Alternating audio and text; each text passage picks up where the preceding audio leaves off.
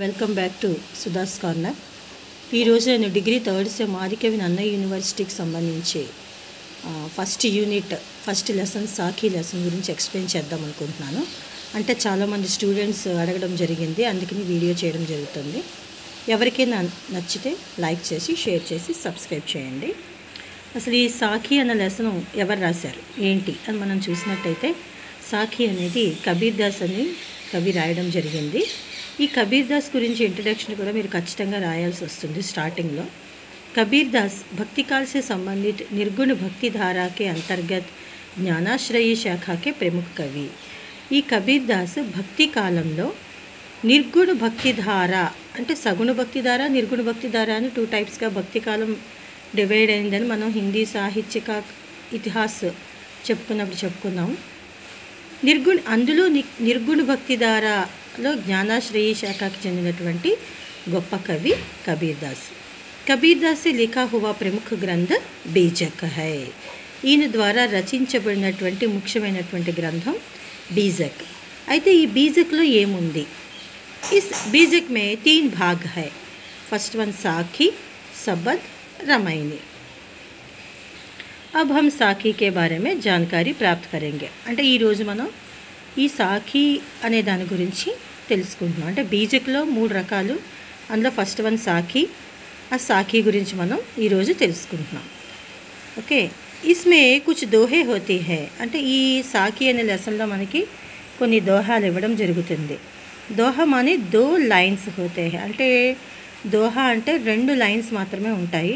First లైన్లో చివర ఒక గీత గీస్తాము, సెకండ్ లైన్లో 2 గీతలు ఉంటాయి అన్నమాట. దాన్ని మనం దోహా అంటాము. లేకిన్ ఆప్ సభీకు ఎగ్జామ్ మే సప్రసంగ వ్యాఖ్యాకి రూప్ మే దేతే హై. కానీ మీ అందరికీ కూడా ఎగ్జామ్లో ఎలా వస్తుందంటే పోయమ్స్ రాయాల్సిన అవసరం ఉండదు, కానీ సప్రసంగ వ్యాఖ్య లేదా సందర్భ సహిత వ్యాఖ్య కింద ఇవ్వడం జరుగుతుంది. దాని ఉద్దేశించి మీరు ఇది ఖచ్చితంగా కంపల్సరీ చదువుకోవాలి. అయితే ఇందులో మెయిన్ ఇంపార్టెంట్ పోయిమ్స్ కొన్ని ఉన్నాయి, అవి ఏంటి అన్నది మనం ఇప్పుడు చూద్దాం. ఓకే, సాఖీ లెసన్లో ఫస్ట్ దోహా. సాధు ఐసా చాహియే జైసే సూప్ సుభాయ్, సార్ సారు కో గహీర్ హై తోథా దేయి ఉడాయ్. సాధు ఐసా చాహియే జైసే సూప్ సుభాయ్, సార్ సారుకో గహీర్ హై థోథా దేవు ఉడా. ఇందులో మీనింగ్స్ ఏంటంటే సాధు మీన్స్ సత్పురుష్, సజ్జన్లు అంటే జెంటిల్మ్యాన్స్ అన్నమాట, మంచివాళ్ళు. సూప్ అంటే అనాజ్, చాటనే వాలి ఎక్ చీజ్ అంటే చూడండి బియ్యం పప్పులు చెరిగే చాట్ ఉంటుంది కదా, అదనమాట. అలాగే సార్ అంటే యూజ్ఫుల్, నిస్సార్ అంటే వేస్టేజ్. అంటే ఇక్కడ ఇందులో మనకి ఏం చెప్తున్నాడంటే సాధు ఐసా చాహియే అంటే సాధువులు ఎటువంటి వాళ్ళు ఉండాలి అంటే మనకి అచ్చాయి అపనాకర్ బురాయికో చోడతా హై, మంచితనాన్ని తీసుకుని చెడ్డతనాన్ని వదిలిపెడతారు. చూడండి, సాధు ఐసా చాహియే జైసే సూపు సుభాయ్, సార్ సారుకో గహీర్ హై తోతా దేవు ఉడాయ్. సాధు ఐసే సాధు చాహియే జైసే సూపు సుభాయ్. ఇక్కడ సూప్ అంటే చూసారా మనం ఇదేంటి వాళ్ళ యొక్క మంచి తత్వాన్ని, అంటే చేట చూడండి మనం చెరుక్కునేటప్పుడు దాంట్లో మంచిని తీసుకుని చెడ్డదాన్ని అంతా వదిలిపెట్టేస్తుంది. అలాగే మనకి సాధువులు అనేవాళ్ళు అంత మంచి వాళ్ళు ఉండాలని మనకి ఇందులో చెప్తున్నారు.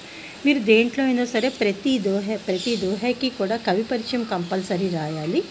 ఆ కవి పరిచయము, ప్రసంగ, భావ, వ్యాఖ్య ఈ విధంగా మీరు రాస్తే మీకు మంచి మార్క్స్ పడతాయి. చూడండి, కవి పరిచయం. ప్రస్తుత దోహా కబీర్ దాస్ జీ సే లిఖా గయా హై. ఈ ఇచ్చినటువంటి దోహా కబీర్ దాస్ ద్వారా రాయటం జరిగింది. కబీర్ దాస్ సి భక్తి కాల్ के निर्गुण भक्ति धारा के ज्ञानाश्रयी शाखा के संत कवि थे. కబీర్ దాస్ భక్తి కాలంలో నిర్గుణ భక్తి ధారకు సంబంధించి జ్ఞానాశ్రయీ శాఖకి సంబంధించినటువంటి ఒక మంచి కవి. ప్రస్తుత దోహా సాఖీ సే లీ గయి హై. ఈ దోహా మనకి సాఖీ అనేటటువంటి పోయం నుంచి ఇవ్వడం, సాఖీ అనేటటువంటి లెసన్ నుంచి ఇవ్వడం జరిగింది. అయితే మీకు ఖచ్చితంగా ప్రతి ఒక్కదానికి ఈ కవి పరిచయం కామన్గా రాయాలి. అందుకని మీకు నెక్స్ట్ దోహా నుంచి కవి పరిచయం ఇవ్వడం జరగదు. నెక్స్ట్ దీనికి సంబంధించి ప్రసంగ.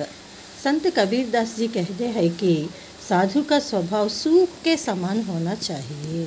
కబీర్ దాస్ ఇక్కడ ఏం చెప్తున్నారు? సాధువుల యొక్క స్వభావము సూప్ లాగా సమానంగా ఉండాలట. ఎందుకని ఇక్కడ భావంలో చెప్తున్నారు చూడండి. భావ్ సాధు కా స్వభావ్ సూప్ జైసా హోనా చాహియే. సాధు యొక్క స్వభావము సూప్ లాగా ఉండాలి. క్యోంకి సూప్ సార తత్వకో అప్నాకర్ నిస్సారుకో ఉడా దేతా high.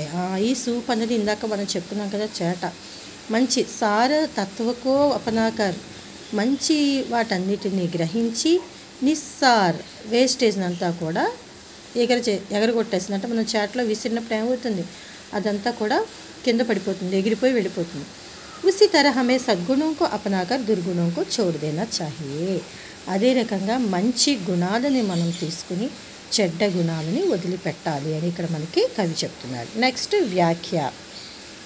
Kabir Das G సాధువుకి తులన soup సే కర్నా. కబీర్ దాస్ ఇందులో దేంతో పోల్చాడు సాధువుల్ని? సూప్ తోటి పోల్చడం జరిగింది. और सूप जैसे बुराइयों को छोड़ देने की सलाह देना अत्यंत प्रशंसनीय है.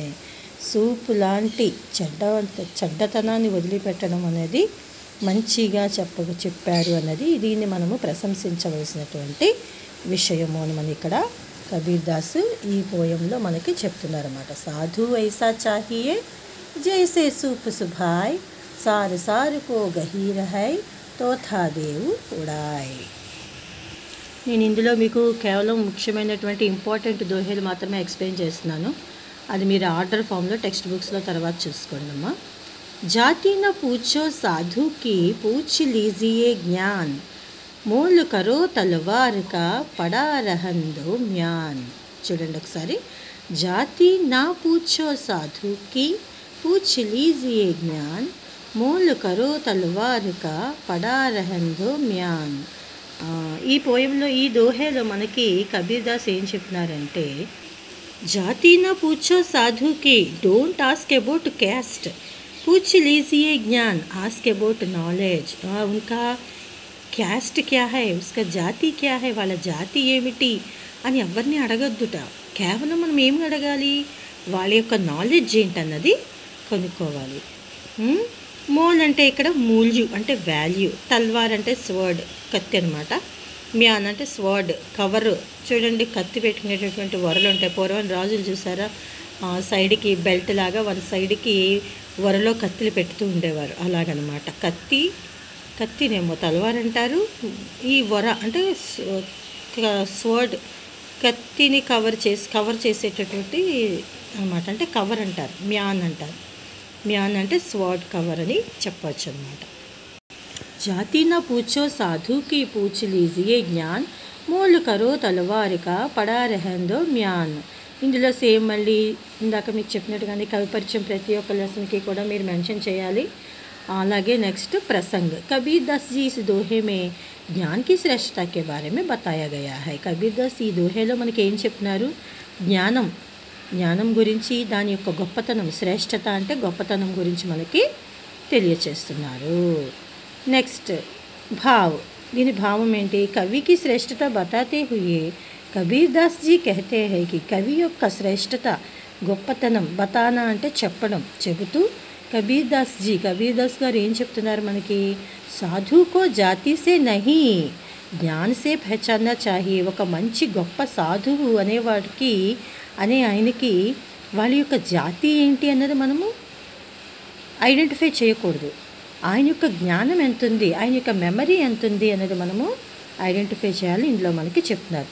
ఉస్కే జ్ఞానుకో మహత్వ और मान देना चाहिए. ఆయన యొక్క జ్ఞానానికి ఇంపార్టెన్స్ ఇవ్వాలి, అలాగే రెస్పెక్ట్ అనేది ఇవ్వాలి అని మనకి చెప్తున్నారు. మూల్య తల్వార్ కా ఆంకా జాతా హై మ్యాన్ కా నహీ.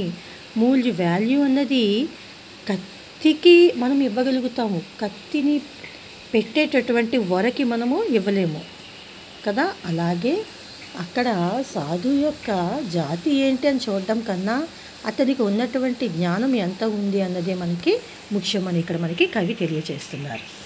వ్యాఖ్య. కబీర్ దాస్ జీ ఇస్ దోహే మే జాతి పాంతి కా ఖండన్ కియే హై. కబీర్ దాస్ ఈ దోహేలో మనకి ఏం చెప్పారు, ఒక జాతి గురించి, మనకి జాతి గురించి అనవసరం అని దాన్ని ఖండిస్తూ చెప్పడం జరిగింది. और कहते हैं జ్ఞాన్ జాతి సే బట్కర్ హై. ఆయన ఏం చెప్తున్నారు ఇక్కడ, మెమరీ అనేది, జ్ఞానం అన్నది జాతి కన్నా కూడా పెద్దది అని తెలియచేస్తున్నారు. ఈ దోహేకి మీనింగ్ ఇదమ్మా. जाति न पूछो साधु की पूछ लीजिए ज्ञान मोल करो तलवार का पड़ा रहने दो म्यान. Okay, next third one. Pahan पूजे हरी मिले तो मैं पूंजूं पहाड़ ताते ये झाकी भली पीस खाई संसार. पाहन पूजे हरी मिले तो मैं पूंजूं पहाड़ ताते ये झाकी भली पीस खाई संसार. కబీర్ దాస్ ఈ దోహేలో ఏం చెప్తున్నారంటే, పాహన్ అంటే పత్తర్, పూజే పూజా కర్నేసే, హరి మిలే భగవాన్ మిలే, పహాడ్ పర్వత్, చక్కి అంటే మనకి తెలుగులో చూస్తారా రుబ్బురోలు అని వస్తుందన్నమాట. పీస్ పిండి ఆట అనమాట. సంసార్ అంటే వరల్డ్ అంటే అపనా భూఖ్ మిఠా సక్తే హై, చక్కీ సే ఆటా పీస్నేసే అపనా భూఖ్ మిఠా సక్తే హై. చక్కీ అంటే రుబ్బురోలతోటి కనుక మనము పిండి తయారు చేసుకుంటే మన యొక్క ఆకలిని తీర్చుకోవచ్చు. పాహన్ పూజే హరి మిలే तो मैं पूंजू पहाड़ ताते ये चक्की बली पीस खाई संसार. कवि परिचय కామన్గా ప్రతి దోహేకి మీరు రాయాలి. నెక్స్ట్ ప్రసంగ్. कबीर दास जी इस दोहे में मूर्ति पूजा का खंडन किया है. కబీర్ దాస్ ఈ దోహేలో ఏం చేశారు, మూర్తి పూజ అంటే ఒక దేవుడిని పూజించడం అనేది, మూర్తి ఒక విగ్రహాన్ని పెట్టి పూజించడం అనే దాని గురించి ఖండించారట. భావ్. कबीर दास जी कहते हैं कि అగర్ పత్తోं की పూజ करने से, ఒకవేళ రాయికి కనుక మనం పూజ చేస్తే భగవాన్ మిలేతో భగవంతుడు దొరుకుతాడు అంటే, మై బడే పహాడ్కి పూజ కరుంగా, నేను చాలా పెద్ద పర్వతానికే పూజ చేస్తాను. ఇస్తే చెక్కి బలి హై, నా దృష్టిలో ఈ మూర్తి పూజ కన్నా కూడా చెక్కి అంటే రుబ్బురోలు మంచిది. ఎందుకంటే క్యోంకి వో హమారే లియే, అది మన కోసమని ఆటా పీస్కర్ పిండిని తయారు చేసి, రోటీ బనాకర్ రొట్టెల్ని తయారు చేసి, అపనీ భూఖ్ మిటాతీ హై, మన ఆకలిని తీరుస్తుంది. కాబట్టి నేను ఈ భగవంతుడిని మూర్తి పూజ కన్నా కూడా నేను ఈ రోటీ చెక్కి మంచిది అని చెబుతానని చెప్తున్నాడు నేను. నెక్స్ట్ వ్యాఖ్య. इस दोहे में कबीर मूर्ति पूजा का खंडन करते हुए भगवान को पत्थर में ढूंढने का प्रयत्न छोड़ने के लिए संदेश दे रहे हैं. ఈ దోహేలో కబీరు మూర్తి పూజను ఖండిస్తూ భగవాన్ కో పత్తర్ కి మే ఢూంఢనే కా, భగవంతుణ్ణి రాయితో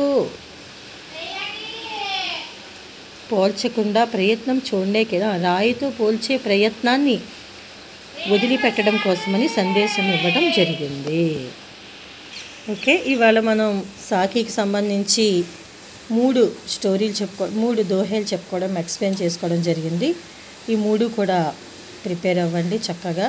ఖచ్చితంగా మీకు ఈ థర్డ్ సెమ్లో థియరీ పార్ట్ ఎక్కువ ఉంటుంది. ఫస్ట్ సెమ్ సెకండ్ సెమ్ కన్నా కూడా థర్డ్ సెమ్లో థియరీ పార్ట్ ఎక్కువ ఉంటుంది. కాబట్టి మీకు ఇచ్చిన టైంలో ఒక్కొక్కటి మీరు జాగ్రత్తగా టైం చూసుకుంటూ రాయాలి. అంటే ఇప్పటి నుంచి మీకు ప్రిపరేషన్ లేకపోతే చాలా ఇబ్బంది అవుతుంది.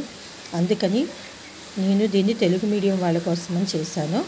మీకు ఇది చాలా ఉపయోగపడుతుందని నేను అనుకుంటున్నాను. మీకు నచ్చితే లైక్ చేసి, షేర్ చేసి, సబ్స్క్రైబ్ చేయండి. నెక్స్ట్ పార్ట్ 2లో నెక్స్ట్ దోహేస్ గురించి ఎక్స్ప్లెయిన్ చేస్తాను. Thank you.